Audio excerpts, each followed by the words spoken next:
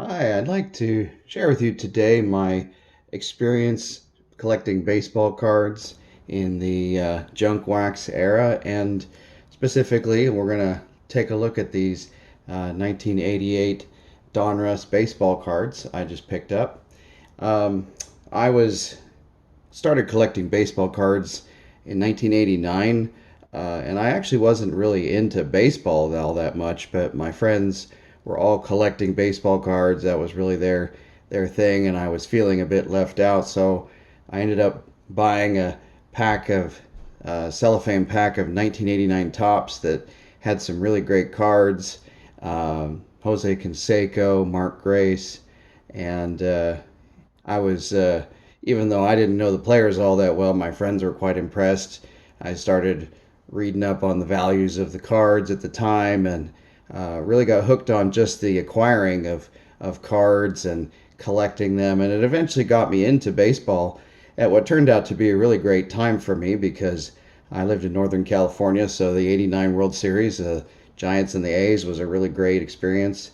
And I continued collecting cards for about 3 years, and about by '92, I think I was pretty much done. Later on, uh, found out that the baseball cards I collected were pretty much worthless, and kind of discouraged me. But now, as more time has passed, it's actually been an enjoyable experience for me to go back and kind of re-experience the baseball cards from my youth, and the fact that they're from an era where the cards were overproduced and not worth a lot actually makes it kind of fun. I don't have to spend a whole lot of money. In fact, I picked up this box here from a friend, actually a couple of boxes for $10 each, which is less than we would have paid for these cards back in the day. So kind of a fun experience. I'm actually kind of, thankful that I got to experience that, even though a lot of people really didn't like that era of card collecting because of the fact that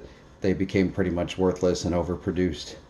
88 Donruss wasn't a card that I was really buying when I first started collecting because they'd already moved on to 89 Donruss, 89 Tops. So, but I did collect. I did end up trading for quite a few of these cards when I was a kid, and eventually, ended up, kind of liking them, even though, 88 wasn't really that great of a year for baseball cards. But anyways, there's still things to enjoy in this set.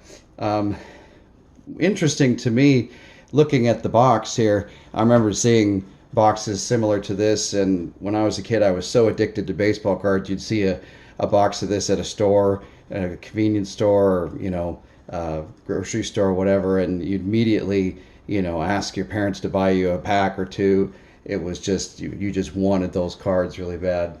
But what's interesting to me in 88 Donruss, they feature Dale Murphy on the front here, which is a very, he had a stellar year in '87. He ended up. I have the card here from the previous box I opened of Dale Murphy, and you can see his year in '87 was just phenomenal. 44 home runs, hit 295. He was just amazing in '87. So putting him on the front of the '88 Donruss box was I think, a really great choice. But what I find really interesting is there's a player over here, Ed Correa, and I had no idea who he was. By 1989, in fact, he didn't really have any cards except I believe the '89 Upper Deck set did include an Ed Correa card. But here's that Ed Correa card. Apparently he was a rookie in '86, had a really phenomenal year, lots of strikeouts. And then '87 he was injured halfway or partway through the season and ended up never playing professional baseball again. So it's odd that they would, of all the people they would pick to put on here, they didn't put any of their rated rookies or any of the other stars. They picked Ed Correa, which I suppose he was maybe popular for '87, but he had an injured year in '87, and so kind of strange pick to put on the box. Of course, we had Tim Raines on the box, and then the puzzle pieces that came in here. seemed like every card manufacturer had some sort of a gimmick to include with their baseball cards. Of course, Topps was famous for the gum. Donruss had the puzzle pieces. Fleer had the stickers. And the funny thing was, as a kid, I could care less.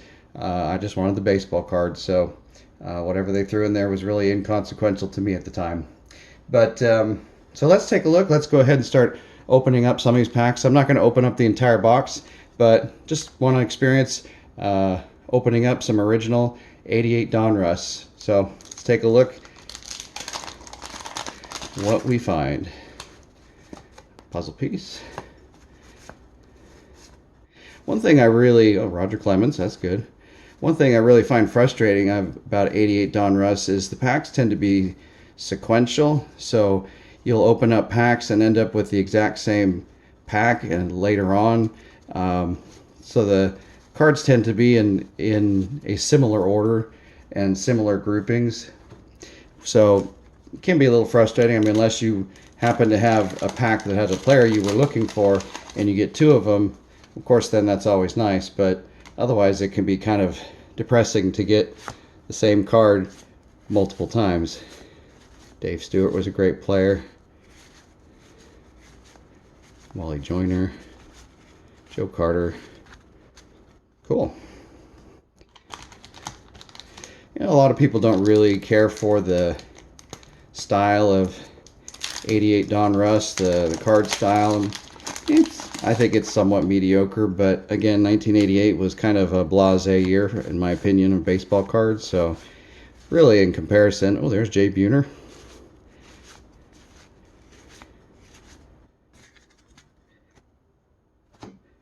In comparison to the other cards, I think I would prefer maybe 88 Fleer, but 88 Donruss was, again, a card that when I was collecting, since it wasn't readily available in the stores because they'd moved on to the 89 cards, there was a little bit of a allure. Oh, Fred McGriff. There was a little bit of a allure to these cards that when I would trade for various players, there were some cards too that were unique to this set. Of course, Greg Jeffries, I think, was one of the most sought after cards at that time. Mark Grace was another card that 88 Donruss was kind of exclusive.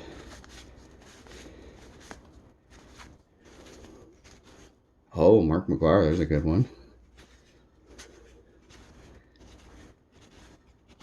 Oh, there we go. Mark Grace.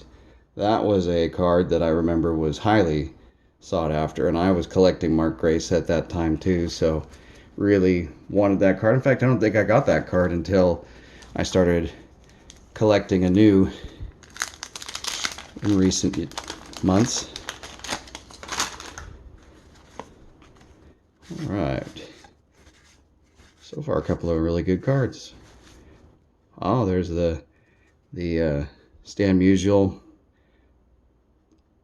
puzzle card. I hadn't found that one yet. That's good.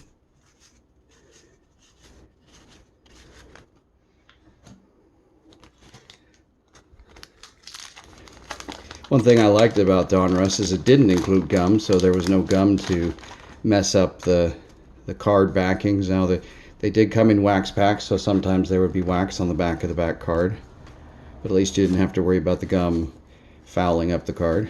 I remember Mike Greenwell was a pretty popular player back then. See, now I think this pack is already similar to one I've opened before.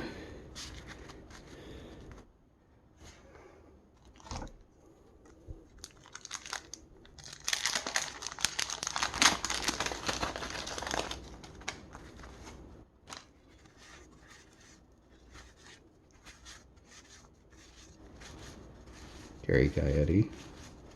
Oh, another Stan Musial. Sorry. Yeah, Stan Musial, that's right.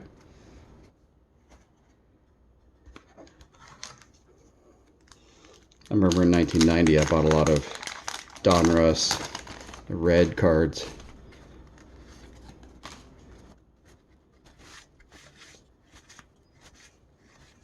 Mike Schmidt MVP. Tony Fernandez was a popular player. Fernando Valenzuela was one too. Open a few more of these. I don't think I'm going to open the whole box. Save some for later, but it's fun to be able to, again, relive some of the childhood of opening a new pack of cards. Hoping to get a card that player you want. Dennis Eckersley, great relief. Ooh, Don Mattingly, there's a good one. Goose Gossage. Ah, Jose Canseco. That was a card that we sought after. I was always looking for, and still to this day, get excited whenever I see a Jose Canseco.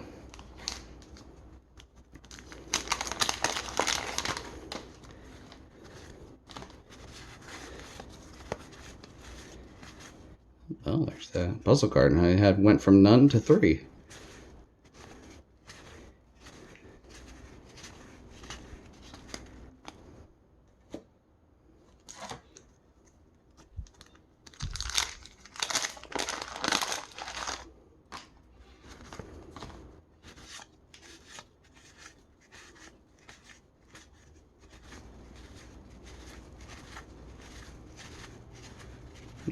Well, Kim Boyd, not really a pack I would have been excited about back in the day. I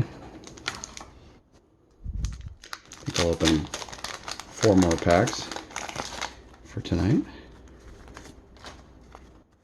Andres Galarraga, he was a good player. Oh, I've never seen that card before. That's cool. The Ripken family. George Brett.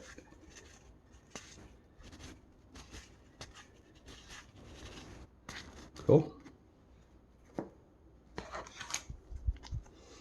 And of course, as a kid, I remember, you'd usually buy 2, 3, 4 packs at a time. Never ever was I opening packs at this rate. It's kind of a luxury now that I'm an adult and these are cheap. Oh, there's the Dale Murphy again.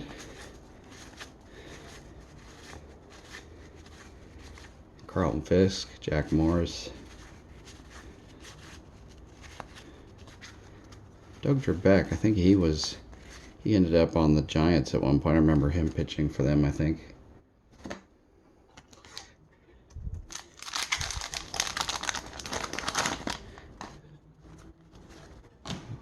All right. Another McGuire. Ah, another Grace. Well, if you get duplicates of the ones that you're really looking for, or you really like, I guess that's not such a bad thing. Let's open this. This will be the last one for tonight. Oh, there's Ed Correa again. Oh, 3rd Mark Grace. Fantastic. Yeah, I still, even if he's not worth much anymore, Benito Santiago, I still love, oh, Barry Bonds. Still love collecting the cards I loved back in the day. That's a trip back in time. Anyway, I just thought I'd share some of my opening of 1988 Donruss baseball cards. I've got some other cards coming in the mail from my friends, so I'll be looking forward to opening those, and maybe I'll share that with you on here as well. Thanks so much for watching.